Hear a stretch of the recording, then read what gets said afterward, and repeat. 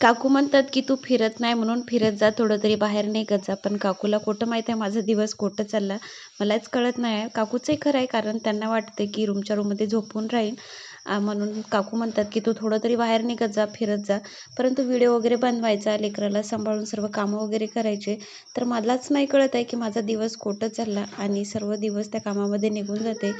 तर आता माझी सकाळची सर्व कामं झाली होती. बाई बाहेर गेली होती, गावाकडून पार्सल पाठवलं होतं घरून. तर मग तेच बाहेर गेले होते ते आणायसाठी. आणि काल बाईचे पप्पाचे फ्रेंड आले होते. तसं तर बाई म्हणते की माझे फ्रेंड आहेत म्हणून.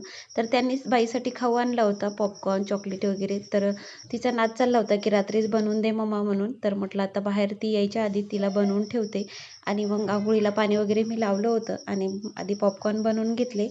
आणि नंतर मग अंघोळ वगैरे करून घेतली. तोपर्यंत मग बाई पण आली होती आणि आज यांना महाशिवरात्रीचा उपवास होता, त्याच्यामुळं मग तर साबुदाणा मुरवायला मला टाकायचं लक्ष राहिलं नव्हतं. तर मग आधी ते टाकला, कारण ते लवकर फराळाचं पण करत नाहीत, तसं उशिरानंच करतात.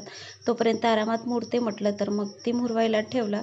आणि नंतर मग बाकीचे कामं वगैरे करून घेतले. आता पूजा वगैरे माझी राहिली होती, पण त्याच्या अगोदर ते आले होते, तर मग तेच आम्ही बघत बसलो होतो.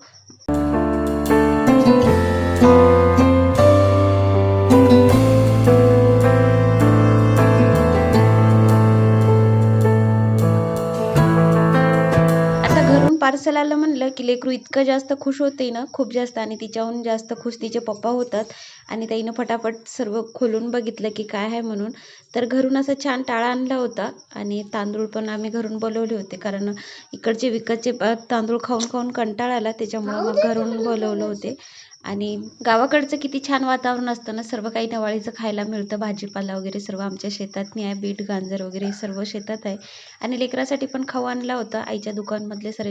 आईनं चॉकलेट वगैरे दिले होते, तर ती पण खूप जास्त खुश झाली होती. मग ही सर्व आवरावरी करून घेतली आणि पूजा वगैरे करून घेतली. फुलं वगैरे नव्हते, तर मुली बाहेर फुलं जमा करत होते, तर त्यांच्याकडूनच मी थोडे फुलं घेतले. आणि नंतर मग निवांत संध्याकाळचे ते टाळ तोडून घेतला. तर चला, इथंच एंड करते माझ्या छोट्याशा मिनी व्लॉगला. बाय.